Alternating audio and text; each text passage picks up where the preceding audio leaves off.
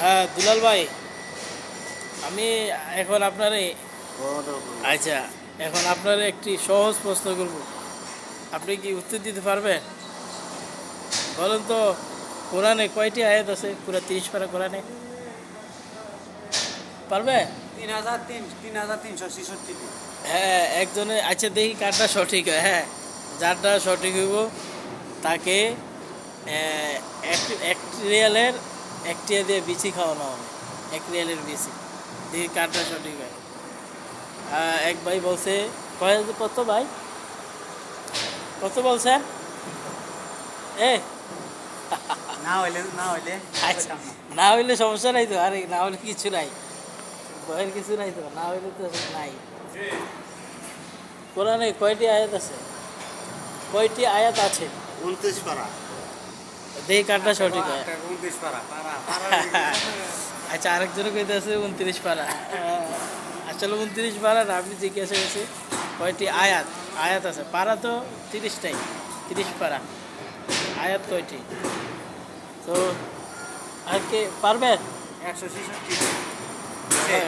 আরেক ভাই কইছে 166।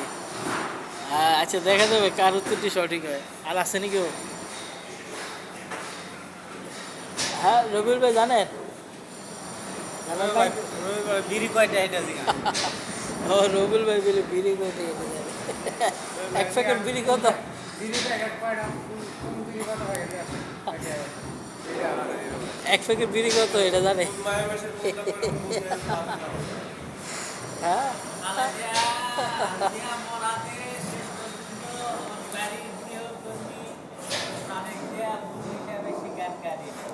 দানবুল ভাই, কোরআনে কয়টি আয়াত আছে? এই আনাউল ভাই, আনাউল ভাই,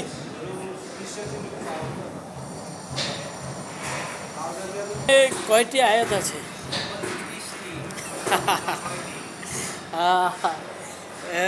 দেখে আরেকজন কয় 32টি আয়াত আছে। পুরো কোরআন শরীফে নাকি 32টি আয়াত। ও হ্যাঁ, হরফ 29টি, আমি বলছি আয়াত আয়াত। উনি জানে না, উনি বলে 32টি আয়াত আছে। আমি কি বলবো কয়টি আয়াত আছে?